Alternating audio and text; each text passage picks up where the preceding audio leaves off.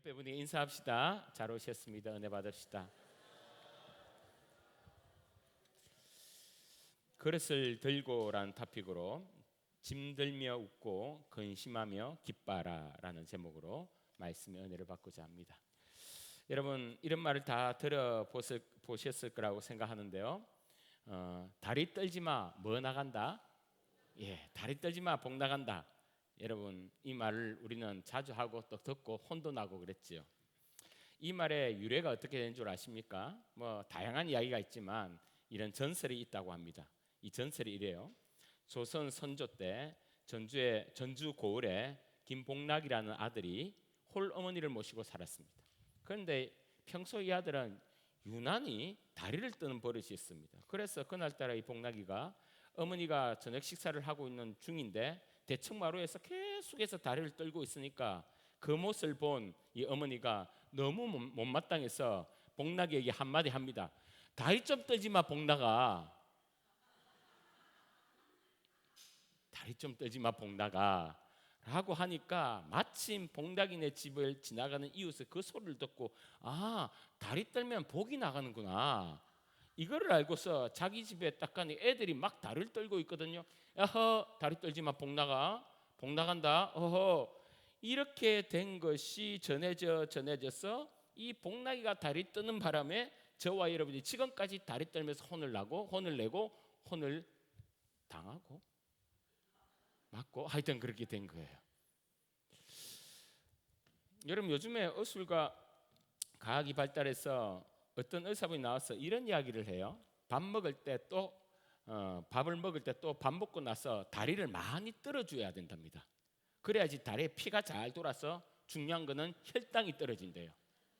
그래서 다리 떨면 복 나간 게 아니라 복이 들어오는 겁니다. 여러분 제가 왜 이 이야기를 시작을 하면서 말씀을 이제 출발을 하냐면 세상이 말하고 세상이 믿고 세상이 가르치는 것들이 사실은 굉장히 허접한 게 많아요. 다리 떨면 다리에 복이 달린 것이 아니지 않습니까? 그런 게 어디 있습니까?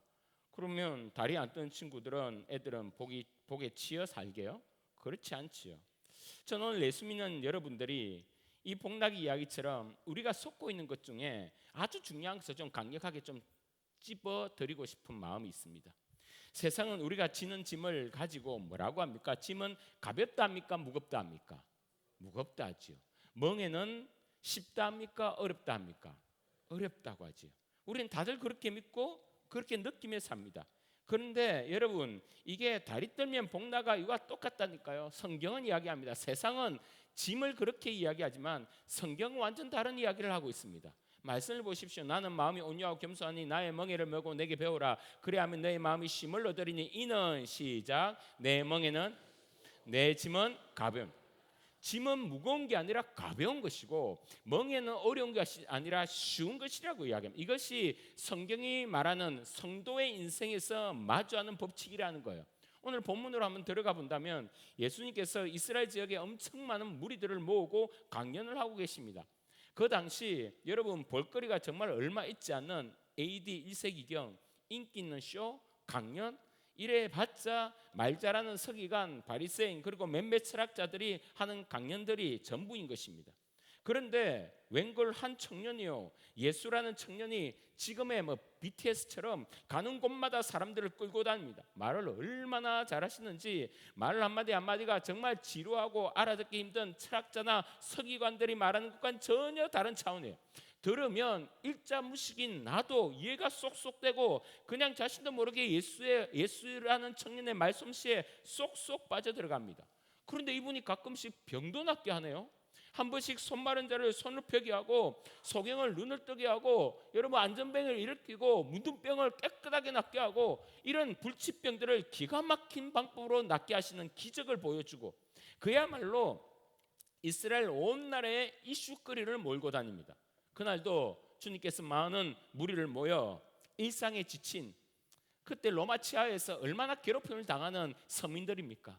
일상에 지치고 힘든 삶 한 끼 한 끼를 걱정해야 되는 그런 삶을 살아가는 그들이 주님 앞에 그 말씀을 들을 때 그 일상의 어려움을 잊어버리고 예수님의 말씀에 귀를 기울입니다. 그때 주님께서 이런 말씀하는 거예요. 마태복음 11장 28절에 시작. 수고하고 무거운 짐진 자들아 다 내게로 오라. 내가 너희를 쉬게 하리라. 수고하고 무거운 짐진 자들아 다 내게로 와라. 지금 로마치아에 약탈당한 너희들아, 온갖 삶의 고달픔, 그리고 그때는 하루 벌고 하루 먹고 이런 시대거든요. 그런 어려움, 삶의 보장이 전혀 되지 않는 그런 어려움의 삶을 사는 너희들아, 뭐라고요? 너희들은 나에게 와라 라고 이야기합니다. 그런데 여러분, 이런 수고하고 무거운 짐진 자들을 부르시고 쉬게 한다고 말씀하시면서 좀 이상한 말씀을 하십니다. 여러분, 이 말은 뭐냐? 그들은 이렇게 기도했겠죠. 무거운 짐을 내게 왔으니 이제부터 너의 짐을 내가 없애줄게, 너의 멍에를 벗게 해줄게, 짐에서 자유롭게 해줄게, 이런 말씀을 하실 것 같은데 이 기대와는 전혀 다르게 뭐라고 이야기합니까? 너 짐을 가져와, 그리고 내려놔, 그리고 내가 주는 짐을 져라고 이야기합니다. 그렇다면 여기에서 우리가 알 수 있는 것이 뭐죠? 우리가 짊어져야 될 짐에는 무겁고 어려운 짐이 있고요, 가볍고 쉬운 짐이 있다는 겁니다. 그래서 지금 우리들이 지고 있는 짐은요, 어렵고 무거운 짐이니 주님께서 오셔서 그거 다 때려치우고 이제 내가 주는 가볍고 쉬운 짐을 지고 살아라고 주님께서 말씀하고 있는 것입니다. 여러분, 그렇다면 지금 예수님이 주시려고 하는 이 이상한 가볍고 쉬운 짐은 뭘까요? 그것은 바로 성도가 되면 자연스럽게 생겨나는, 저와 여러분에게 생겨나는 책임과 사명이라는 것입니다. 이걸 설명하기 위해서 출애굽기 49장으로 한번 넘어가 본다면 대제사장의 옷을 만드는 장면이 나옵니다. 여러분, 이렇게 표현됩니다. 에봇에는 이 제사장 옷을 에봇이라 합니다. 어깨에 바지를 만들어 그 두 끝에 달아 서로 연결하고 6절에 그들이 또 호바노를 깎아 금태에 물려 도장을 새기같이 시작. 이스라엘 아들들의 이름을 그것에 새겨. 여러분, 그 제사장 옷 어깨에 12지파의 이름을 새기라는 거예요. 그게 뭐냐? 12지파를 어깨에 지듯이 책임지는 삶을 살아라는 것입니다. 그것이 대제사장의 삶이며 책임이란 거예요. 그게 에봇의 옷의 의미거든요. 그럼 우리도 동일하죠. 주님께서 우리를 누구라 이야기하느냐? 베드로전서 2장 9절에 그러나 너희는 택하신 족속이요 왕 같은 제사장이요 거룩한 나라요 그의 소유된 백성이니. 그러니까 우리를 보고 왕 같은 제사장이랍니다. 그럼 우리도 옷을 입혀주셨네요. 그 옷이 무엇입니까? 갈라디아서 3장 27절에 그리스도로 옷 입었느니라. 예수 그리스도를 나의 구주로 믿는 자는 그리스도로 옷 입게 되었고요, 우리를 왕 같은 제사장으로 임명해 주셨으니 무엇입니까? 대제사장이 짊어질 그 짐을 우리도 동일하게 그의 책임과 사명을 가지고 이 땅을 살아가게 된다. 그것이 주님이 말씀하시는 골자인 것이죠.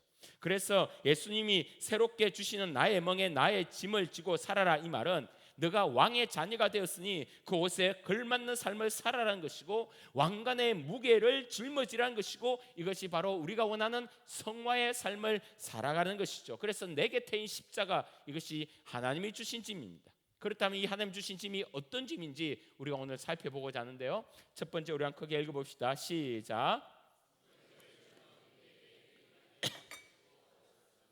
우리에게 유익하기에 쉽고 가볍다는 거예요.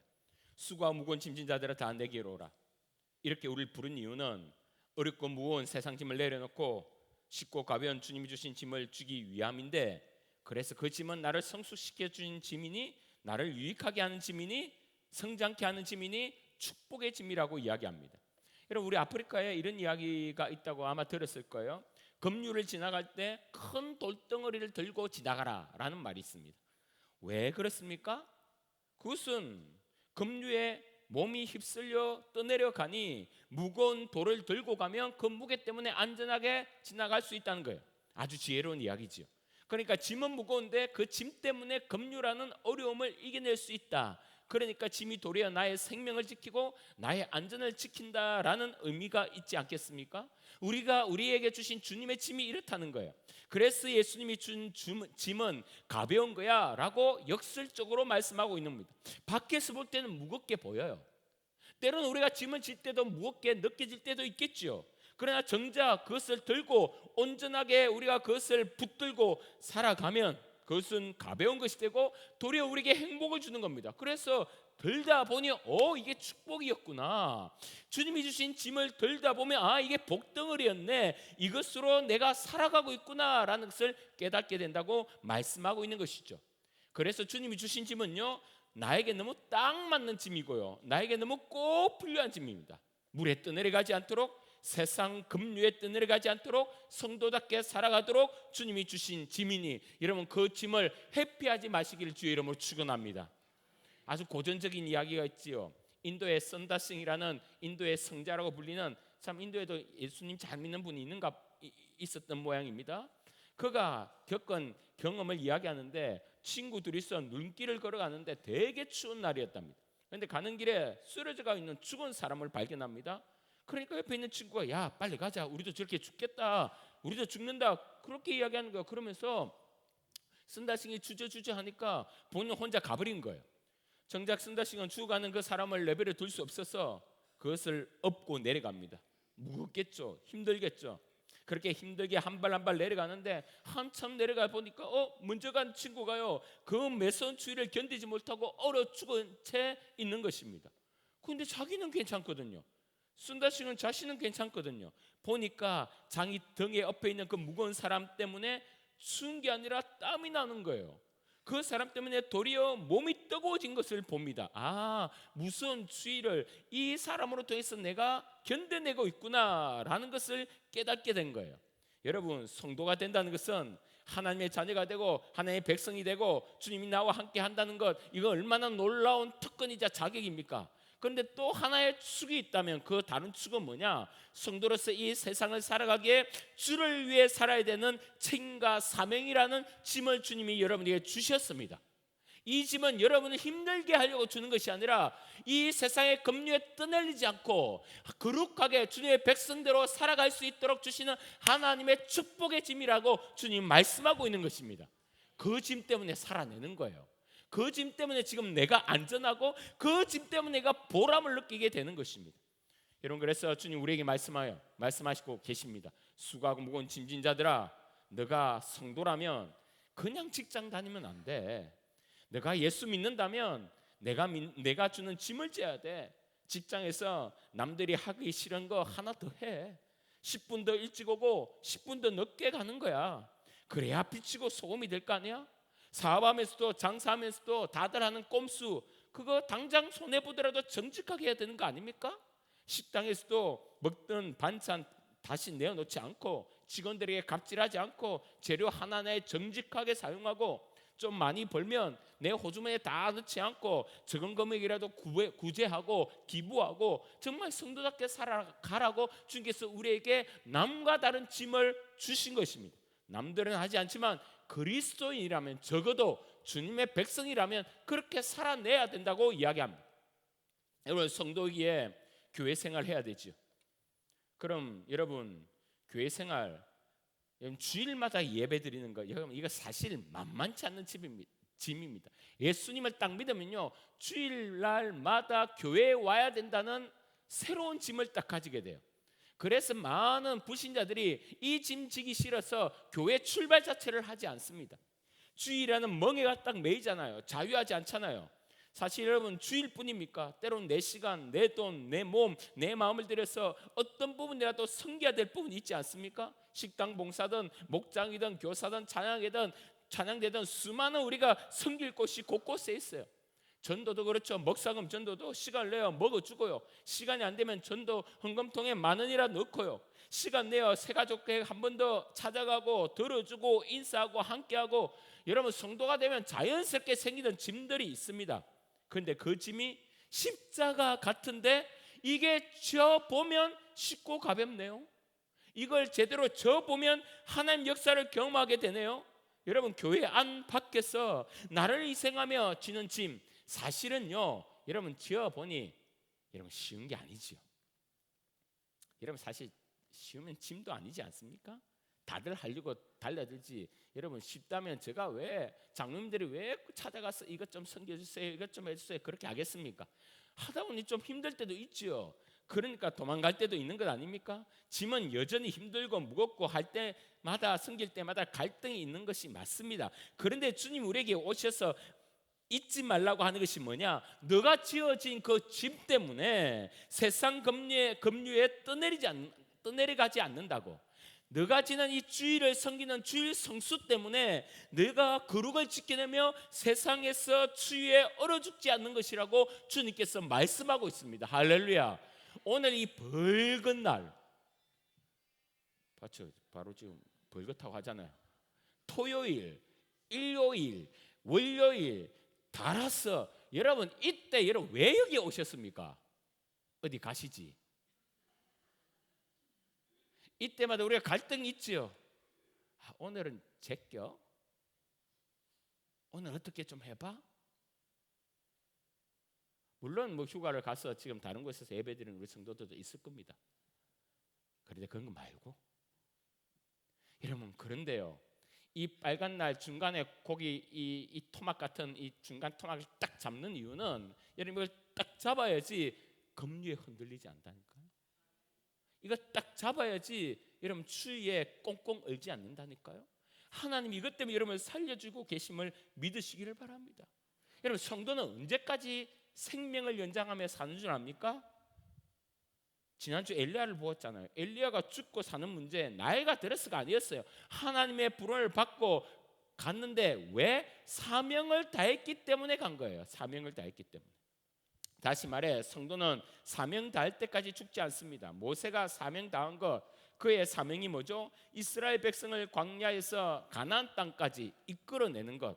여러분, 그 사명 다하니까 120세에 죽었잖아요. 요셉 얼마나 죽고 싶겠습니까? 수없이 자살하고 싶은 마음이 있지 않았겠습니까? 그런데 그의 사명은 총리 대신이 되어 많은 사람을 살리고 자기 형제들을 애굽 땅 고센이라는 마을에 정착시키는 그것이 그의 사명이죠. 사명 다하니까 죽었죠. 스데반은 유대인들 앞에서 복음이지 않은 그것이 사명이기 때문에 젊은 나이에도 죽게 되었습니다. 여러분, 그래서 성도는 나이가 들어 죽는 것이 아니라, 병이 들어 죽는 것이 아니라, 사고 나서 죽는 것이 아니에요. 혹시 모양은 그렇게 있을지 몰라도 그것 때문에 죽은 것이 아니라 사명을 다했기 때문에 하나님께 부름받은 것입니다. 할렐루야. 그래서 성도는 담대해야 되는 거예요. 어떤 십자가, 어떤 짐, 어떤 고난, 아픔이 있을지라도 내가 아직도 사명을 가지고 있다면 능히 이기게 되고 주님 속의 평강과 감사를 누리게 되는 것입니다. 여러분, 그래서 여러분은 아직 죽지 않아요. 할렐루야. 사명이 있으니까요. 사명이. 특히 연세 많은 우리 성도님들, 여러분의 사명이 뭐예요? 정말 이 나라, 이 민족, 우리 교회, 여러분의 자녀, 여러분 다음 세대, 이 목사, 이 교회를 위해서 모여 기도하는 사명이 있지 않습니까? 주님이 기도한 자에게는 절대 목숨을 가져가지 않아요. 그 사명이 닿을 때까지. 시골교회 목회하시는 한 목사님의 실화입니다. 그 목사님 목회하던 중에 암이 걸려 투병을 하게 됩니다.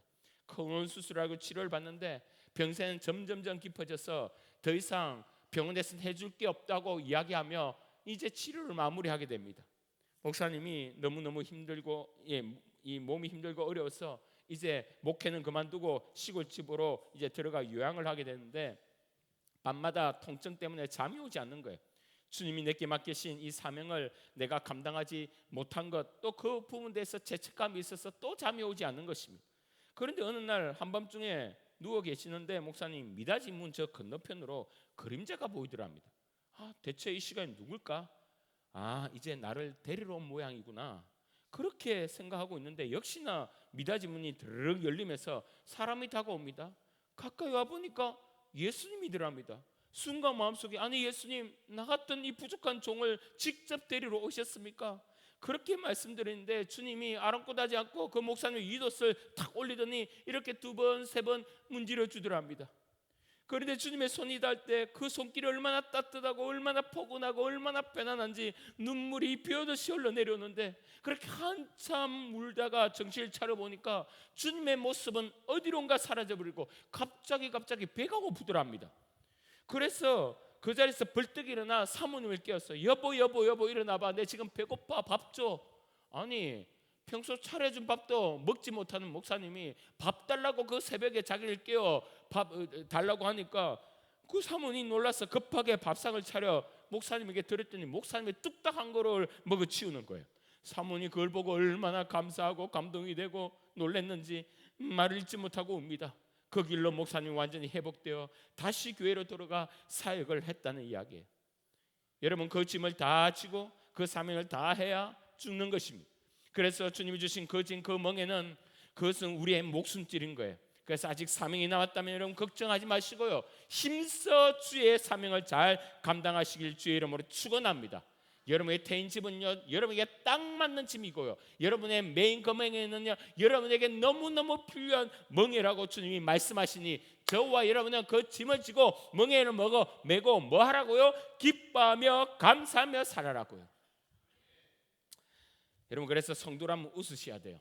이빨이 보이도록 웃으셔야 됩니다. 무거운 인생의 짐을 들고 웃고요, 빽빽한 나의 인생의 문제지를 풀면서 웃어야 돼. 이게 하나님께 영광입니다. 세상 사람들은 짐 들고 웃는 우리들을 이상하게 보겠지만 아니요, 주님이 주신 짐은 가볍고 쉬워서 능히 웃고 감사하며 이 짐이 나를 성숙시킨다는 이 놀라운 하나님의 말씀에 믿고 기뻐하는 것입니다. 할렐루야, 할렐루야. 여러분, 그래서 나중에 기뻐하려고 하지 마시고요, 지금 당장 주님이 주신 짐 들고 춤추며 기뻐하셔야 되는 거예요. 딴 사람 비교하지 마세요. 누가 그래요? 아픈 사람 있잖아요. 한번 잘 들어보세요. 건강하지 않으면 걱정은 딱 하나밖에 없다. 그러나 무슨 걱정이냐? 빨리 건강 회복해야겠다. 그런데 도리어 건강하잖아요. 그러면 만 가지 걱정이 생긴답니다. 여러분, 그런 경험 했죠? 그래서 어떻게 살아야 되냐? 지금 내가 아프면 건강 하나만 걱정하고 있어서 감사하다. 또 건강에서 만 가지 걱정이 막 생기면 그래, 내가 지금 건강한 증거니까 감사하다.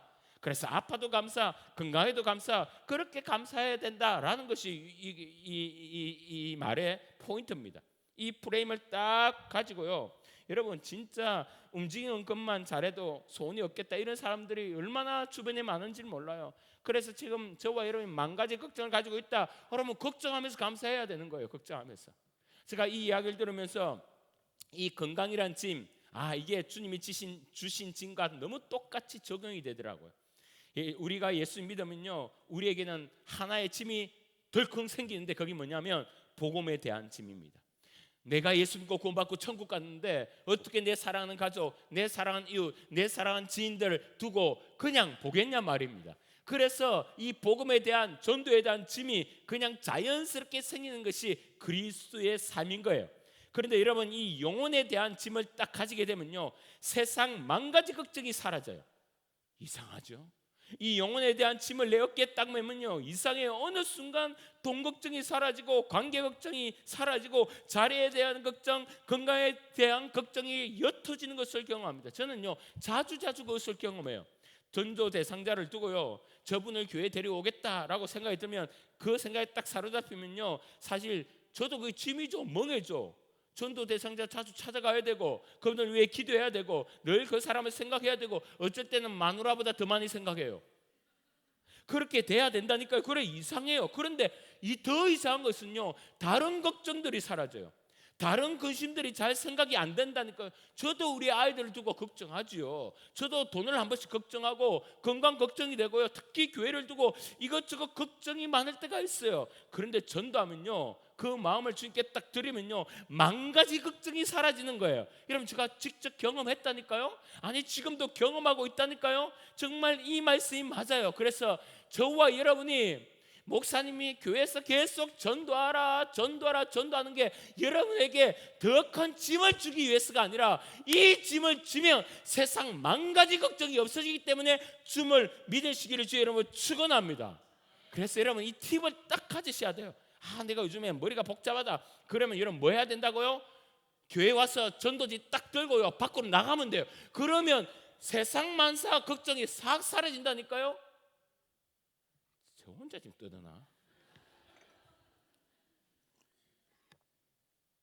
정말이에요. 성경이 이렇게 표현해요. 근심에도 세상이 주는 근심과 하나님이 주는 근심이 있다는 거예요. 근심이라고 다 나쁜 근심이 아니랍니다. 보세요.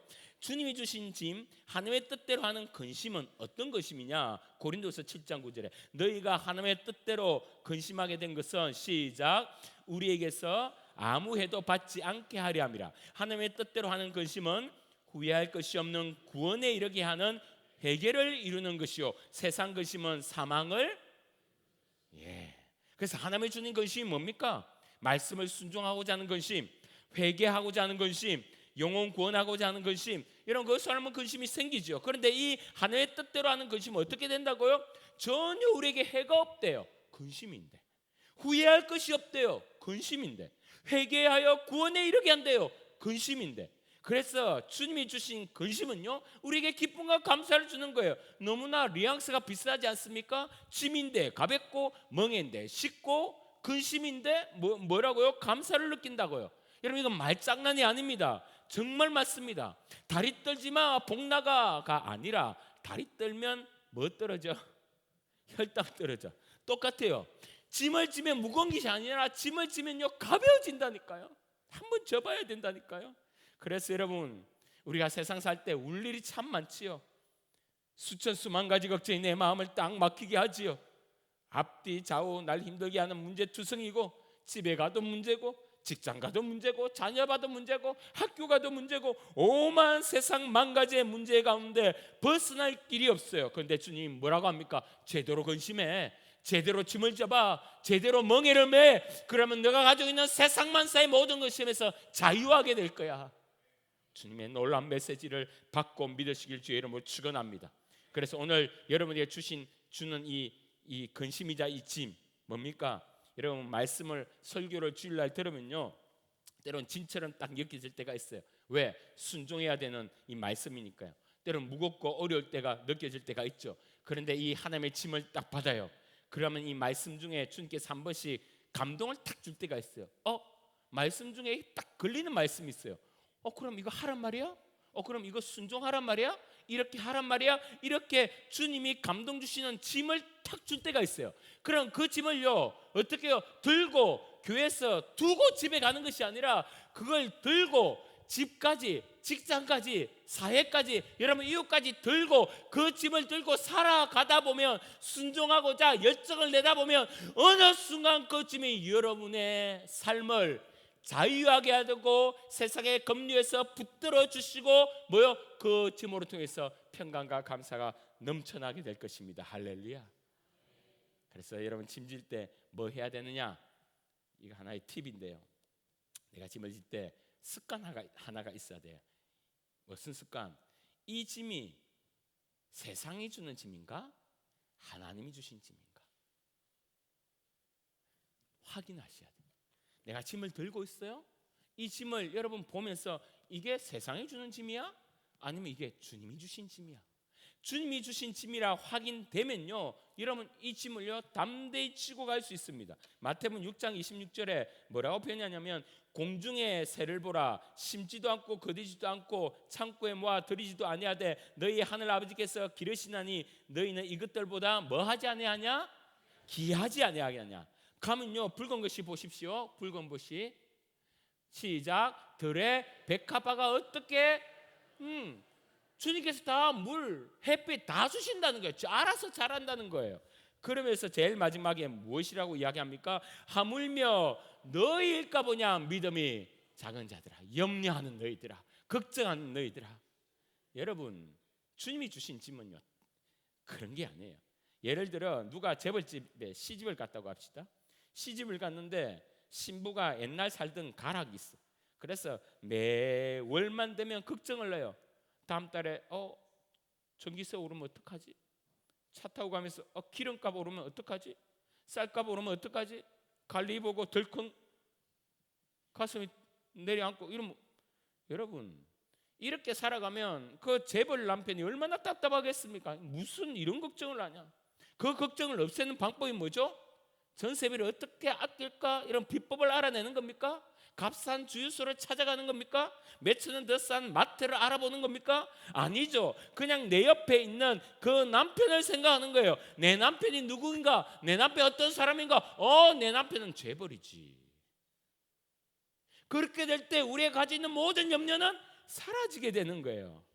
그래서 남편이 말하겠죠. 여보 여보, 들에 핀 백합화를 봐, 하늘을 나는 새를 봐, 이렇게 말한 것처럼 여보 여보, 우리 집에 살면서 일하는 식모를 봐, 운전기사를 봐, 집사를 봐. 무슨 전기세를 걱정해, 무슨 쌀값을 걱정해, 무슨 관리비를 걱정해. 하물며 당신은 내 아내잖아, 나는 당신의 남편이잖아. 여러분 무슨 걱정을 합니까? 살만한데. 하나님의 자녀로서의 삶을 살아갈 때 여러분에게 주어진 짐을 붙들고 무슨 걱정을 하냔 말이에요. 하나님이 주시다는 것을 딱 확인하고 그것이 인정되고 그것을 알게 될 때 하나님의 놀라운 역사의 삶을 살아가게 되는 것입니다. 여러분, 저와 여러분이 이런 걱정들로 그렇게 살고 있다면 억울하셔야 돼요. 속이 막 상하셔야 돼요. 내가 왜 이런 걱정을 하며 살지? 내 인생 아까워하셔야 돼요. 아니 재벌 부인만 되어도 이런 바보짓 하며 속상한데, 우주의 왕이신 그 하나님의 아들과 딸이, 예수님의 신부가 그렇게 하고 있다면 여러분 얼마나 억울한 삶을 살고 있는 것입니까? 그래서 여러분 짐 들고 우리 확인하며 내가 누구인지 깨닫고 열심히 웃고 환하게 사시길 주의 이름으로 축원합니다. 한 가지 더 볼게요. 시작. 둘째, 성도에게, 여러분 성도가 가진 모든 짐은요 하나님이 주신 짐입니다. 좀 넓게 본다면 하나님 계획 속에 일어나지 않는 일이 무엇이 있을 것이며, 하나님의 섭리 속에 만나지 못하는 그 관계가 어떤 것이 있겠습니까? 그래서 우리에게 주어진 모든 것은 하나님이 주신 짐, 우리에게 짊어진 그 짐은 우연히 생긴 게 하나도 없어요. 여러분, 그래서 우리가 마주하는 모든 것은 주님이 주신 짐입니다. 여러분, 결혼은 왜 합니까? 오늘 말씀드리라면 서로 짐이 되기 위해서 합니다. 결혼하면 그냥 원하든 원치 않든 상대방이라는 짐이 생깁니다. 제가 그냥 바로 말할게요. 결혼하면 부인들은 남편이요 하나님 주신 짐이고요, 아내는 남편도 아내라는 짐을 가지게 되었습니다. 그러니까 주님이 주신 짐이니 무겁습니까? 가볍습니까? 어렵습니까? 쉽습니까? 목사님, 그 인간이 급류입니다. 급류. 무슨 말 하십니까? 그 남편, 그 아내가요 주님 주신 짐이라는 것을 확인하셔야 짚고 가볍습니다. 어떻게 해야 되냐? 마태복음 이런 말씀이 있어요. 29절에 나는 마음이 온유하고 겸손하니, 말씀 보여주세요. 나는 마음이 온유하고 겸손하니, 그 뒤에 거 뭘 멍에를 메고요? 나의 멍에를 보고 내게 뭐 하라? 배우라. 배워야 되는 거예요. 배워야 돼. 아, 이게 내 짐이구나, 하나님이 주신 짐이구나를 우리는 매 순간 배워야 되는 거예요. 이걸 날 죽도록 힘들게 하는 남편이다, 날 죽도록 괴롭히는 아내다, 여러분 그거가 아니라 이게 쉽고 가볍구나, 하나님 주신 것이구나라는 것을 매 순간 배워나가야 되는 거. 배워나가야 돼. 최진석 장로님이란 분이 있어요. 매일 아침 아빠의 묵상이 배달됩니다라는 책을 내신 분인데 이게 베스트셀러예요. 제가 이번 휴가 때 그분을 뵙고 그분으로부터 책을, 이제 저자로부터 책을 선물로 받았어요. 이 책은요 아빠로서의 장로님이 딸에게 오랫동안 매일 아침마다 묵상한 것을 이제 보내준 그것을 딸과 아버지가 책으로 엮은 겁니다. 제가 이제 그 책을 보면서 휴가 때 제가 좀 읽으면서 얼마나 감동이 되는지, 구절구절 감동되는 게 꽤 많아요. 여러 부분이 있는데, 이제 아빠 장로님이 딸에게 준 이제 이 묵상 부분에서 결혼 정년기에 딸이 되었습니다. 그래서 결혼할 때 어떻게 살아야 되는지, 누구를 만나야 되는지, 삶은 어떤 식으로 삶을 살아야 되는지를 이야기하는데, 한 구절, 이런 구절을 제가 읽어볼게요. 그릇이 크기가 같으면 계속해서 서로 부딪히기 마련이다. 하지만 큰 그릇이 작은 그릇을 품으면 싸움이 일어나지 않는단다 라는 거예요. 그거 참 대단한 비유다. 그래서 제가 그릇을 2개 들고 왔어요. 이거 크기가 똑같아요, 안 똑같아요? 똑같아요. 여러분, 그릇이 딱 크기가 똑같으면요 사실 좋을 것 같지만 굉장히 곤란해요. 일단 겹쳐지지가 않아요. 이 안 겹쳐져요. 부피가 커요. 그러니까 이걸 들고 다니기도 불편해요. 이게 그렇잖아요. 그리고 이걸 뭘 넣어도 이게 뭐가 안 맞아. 이게 그런데 여러분 이 그릇이요 이렇게 돼요.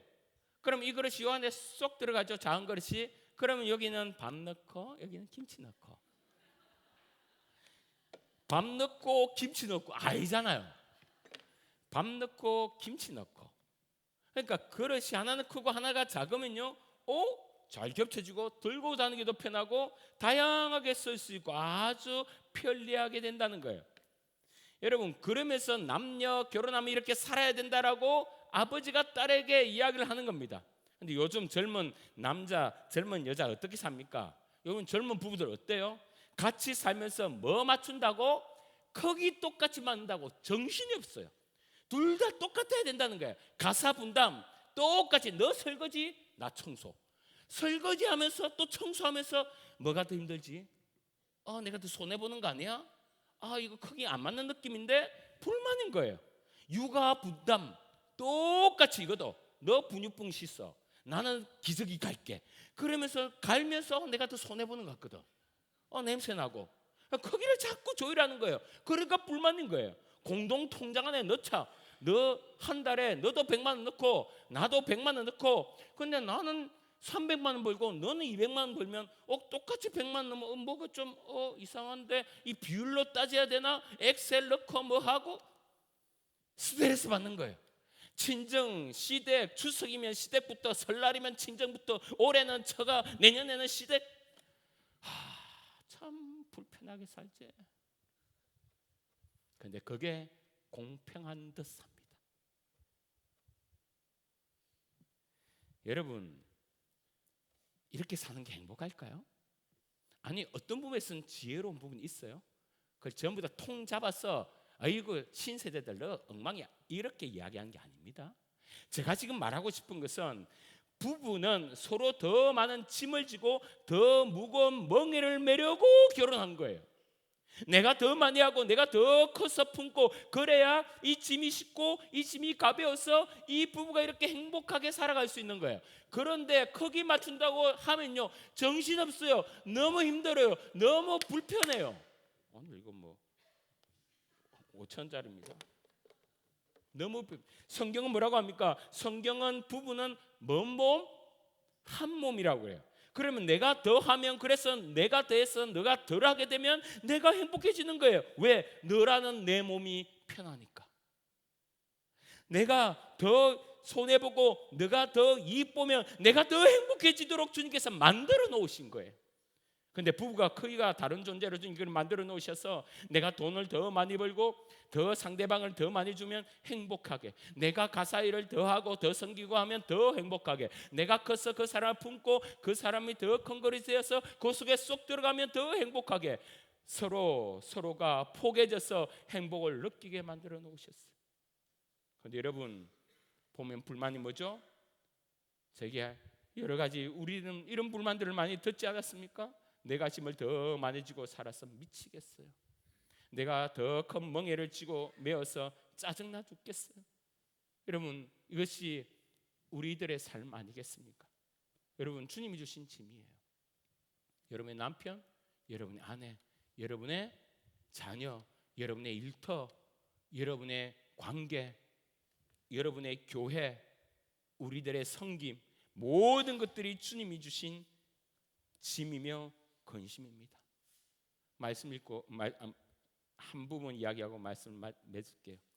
이런 유행하는 글이 있더라고요. 들어보세요. 결혼한 사람들은 이혼을 생각하고 미혼의 사람들은 결혼을 꿈꾼다. 평범한 사람들은 유명해지길 원하지만 유명한 사람들은 그저 조용히 살고 싶어한다. 어린 사람들은 빨리 어른이 되고 싶어하고 나이 든 사람들은 시간을 되돌리고 싶어한다. 직장인은 자유를 원하지만 백수는 일자리를 원한다. 결국 남의 잔디가 더 푸르게 보이는 법, 그 누구도 모든 걸 갖고 있지 않다. 잠시 멈춰 우리의 삶에 있는 것들을 감사하자. 여러분 주님이 주신 것이라는 믿음이 있다면 여러분 다 좋은 것입니다. 그 짐을 지고 춤추며 기뻐하시기를 주의 이름으로 축원합니다. 주님 주신 그 근심 열심히 근심하셔서 그 근심으로 생명 살리며 말씀을 순종하며 주님 앞에 더 성숙되기를 원합니다. 그래서 지금 내가 맞은 이 환경의 짐 주님이 주셔서 좋아. 지금 내가 함께 있는 이 사람의 짐 주님이 주셔서 가벼워. 지금 내가 하고 있는 이 일터의 짐 주님이 주셔서 너무 쉬워. 주님이 주셔서 짐은 가볍게 근심은 기쁘게. 오늘 그런 삶을 살아 함께 영광 돌리시는 저와 여러분 되시기를 주의 이름으로 축원합니다. 찬양합니다.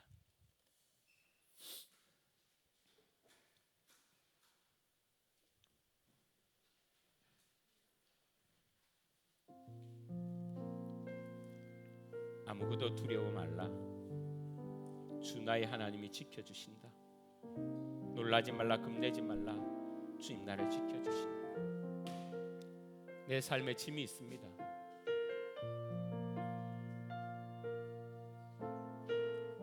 어쩔 땐 그 짐 때문에 숨쉬기 힘들 때도 있잖아요. 나랑 맞지 않는 그 사람과 함께 산다는 것 때로는 정말 벅차지. 바뀌지 않는 자녀들 어떻게 그렇게 바뀌지 않을까?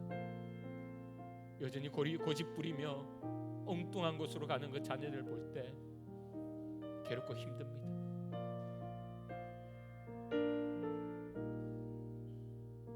힘든 직장 생활에 나랑 맞지 않는 저 동료를 볼 때마다 직장 생활에 지옥 같을 때가 있지 않습니까?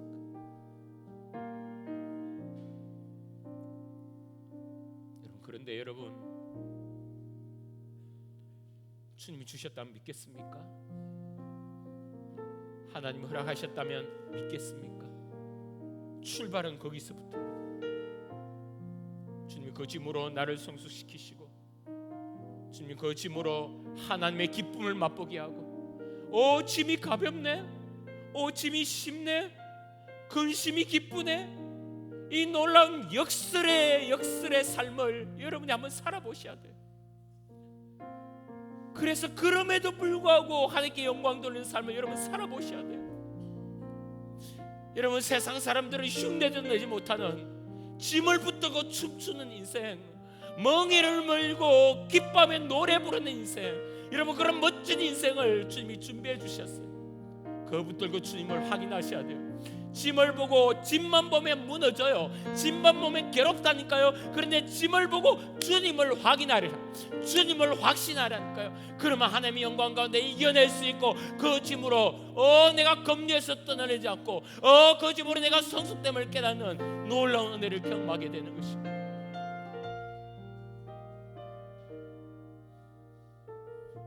오늘 주신 말씀 중에 여러분 덜컥 내 마음에 들어온 메시지가 하나 있다면 그 짐 내려놓지 말고요, 그 말씀의 축복의 짐을요 붙들고 집에 가셔야 돼요. 붙들고 여러분 일터로 가셔야 되고, 붙들고 관계 가운데 들어가셔야 돼요. 그 짐이 얼마나 가벼운지를 깨달으셔야 돼요.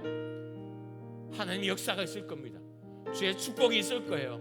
오늘 이 시간이 찬양될 때 주여 내가 짐 들고 두려워하지 않을게요. 주님 내가 멍에를 메고 겁내지 않을게요. 주님 내가 지칠 때 주님이 나의 산성 되어 주시고 나의 소망 되어 달라고 이제 우리가 간절하게 주님을 찬양하며 고백하며 나가겠습니다. 아무것도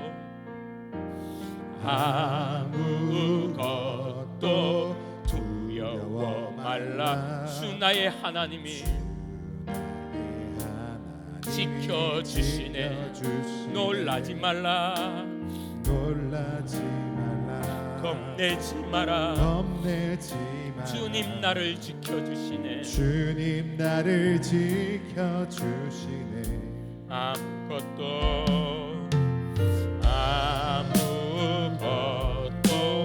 두려워 말라. 주 나의 하나님이 여러분 짐을 들고 멍에를 메고 주님 붙들며 나갑니다.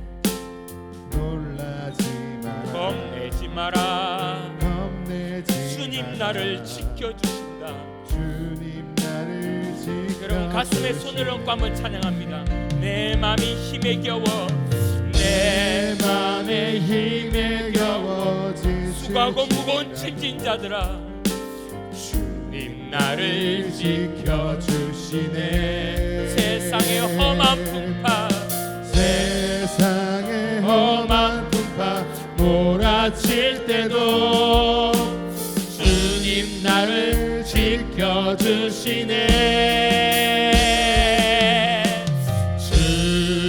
주님은 나의 산, 주님은 나의 요새, 나의 소망, 나의 나의 힘이 되신, 나의 힘이 되신 여, 내 맘의 힘에 겨워, 내 맘의 힘에 겨워 지칠지 않고 주님 나를 지켜주시네. 나를 지켜주시네. 세상의 험한 풍파, 세상의 험한 풍파 몰아칠 때도 주님 나를 지켜주시네. 주님은 나의 산성, 주님은 나의 산성, 주님은 나의 요새, 주님 나의 소망, 나의 힘이 되신, 나의 힘이 되신. 한 번만 더 고백합니다. 주님은 나의 산성, 주님은 나의 산성, 주님은 나의 나의 소망, 주님은 나의 소망, 나의 힘이 되신, 나의 힘이 되신 여호와. 우리 시간 우리 한번 뜨겁게 기도합시다. 여러분이 지금 짊어지고 있는 짐, 이런 그 문제, 여러분을 힘들게 하기 위해 주님 주신 것이 아니에요. 세상의 급류 가운데 거룩을 지켜내며 여러분 어려운 차가운 얼음장 같던 여러분의 인생 가운데 믿음의 온기와 축복의 온기를 주시기 위해 하나님 주신 은혜예요. 하나님, 내 눈에는 당장 무겁게 보이지만, 내 눈에는 당장 얼매이게 보이지만, 하나님 내가 그 짐을 지고 살아가기를 원합니다. 주여, 그 짐을 지고 말씀대로 살아내기를 원합니다. 주의 영광 위에 살아내기를 원합니다. 주의 집이 내게 축복임을 믿습니다. 가볍게 되게 하소서. 주여, 자유하게 되게 하소서. 쉽게 되게 하여 주소서. 이 짐을 들고 춤추는 인생 되게 하여 주시고 하나님의 놀라운 은혜를 경험할 수 있도록 도와달라고, 이런 우리의 눈을 열어 하나님이 주신 그 힘을 깨닫게 해달라고 우리 다 같이 한번 주여 부르며 기도하며 나갑니다. 주여, 나의 산성, 주여, 주여, 주님 우리에게 주신 놀라운 짐을 지고 알게 영광 돌립니다. 하나님의 주님 우리에게 아버지 세상의 검리에 흔들리지 않고, 아버지 세상의 추위에 흔들리지 않고, 아버지 뭐랄까 이거로 아버지 주님의 우리가 복을 받고 그 짐으로 주님의 우리가 성숙되며 아버지 그 짐으로 우리가 축복받기 위해 하늘의 놀라운 내 짐을 주시며 먹이를 주신 주님 감사합니다. 수고하고 무거운 짐진 자들아 다 내게 오라. 너의 짐을 내려놓고 나의 짐을 지라고 말씀하여 주신 주님, 주여 이 짐을 내려주셨다고 믿고 찬양하며 나가게 하여 주소서. 아버지 내 관계 가운데 오른 짐이 있습니다. 아버지 일정 가운데 오른 짐이 있습니다. 아버지 우리의 자녀도 오른 짐이 있습니다. 우리의 삶 가운데 오른 짐이 있습니다. 주여, 비록 오른 짐일지라도 그것이 주님이 내게 주신 놀라운 축복을 믿고 감사하며 나가는 믿음의 한 달 될 수 있도록 역사하여 주시옵소서. 드레핀 주님의 가마를 보고 하늘나는 새를 보며 모든 것을 내려놓고 감사하는 하는 자 되게 하여 주시옵소서. 사랑해 주님, 은혜를 감사합니다. 우리가 짐을 지고 때로는 울며 때로는 아파하며 때로는 힘들어하는 우리 모습을 불쌍히 여겨 주시옵소서. 하나님, 우리 성도들 가운데 오셔서 주님의 은혜를 경험하게 하여 주시고 그 짐이 가볍고 그 멍에가 쉬움을 깨닫게 하여 주시며, 그래서 주님이 주신 짐을 지고 춤추며 기뻐하며 감사하도록 역사하여 주시옵소서. 당장은 힘들고 당장은 무겁지만 그 짐을 통해 내가 성숙되고 주님의 자녀다워진다는 것을 잊지 않고 그 짐을 붙들고 감사하며 나가는 주의 아들 딸 되도록 역사하여 주시옵소서. 특별히 가정 가운데 남편과 아내, 나의 자녀 부모를 두고 어려워하는 성도 있습니까? 주여 가셔서 주님, 한 몸이라고 하신 주님, 내가 더 크고 내가 더 넓어져서 그 짐을 잔뜩 지고 주님, 한 몸 된 상대방이 행복한, 감사하고 즐거워한 것을 보고 나 또한 편안하며 기뻐하며 함께 나가는 그런 놀라운 믿음의 성숙된 자들 될 수 있도록 역사하여 주시옵소서. 감사합니다. 우리 교회 가운데 섬기는 곳곳에 아름답고 축복된 짐을 주시니 감사합니다. 섬기는 곳곳마다 놀라운 하나님의 기름 부으심이 있어서 그 짐을 짐으로 통해서 교회가 더 부흥되게 하여 주시고 우리 성도들이 더 기쁨을 누리는 아름답고 복된 교회 될 수 있도록 역사하여 주시옵소서. 생명 살리는 이 짐을 놓지 않고 전도하게 하시고 전하게 하여 주시고 구원받는 일에 우리를 사용하여 함께 영광 돌릴 수 있도록 도와주시옵소서.